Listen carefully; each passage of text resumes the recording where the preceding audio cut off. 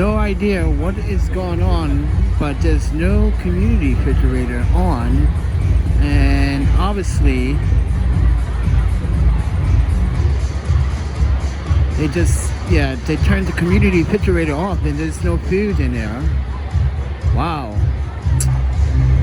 that's kind of sucks for some of us that are looking for food to eat, like that woman with all the cans.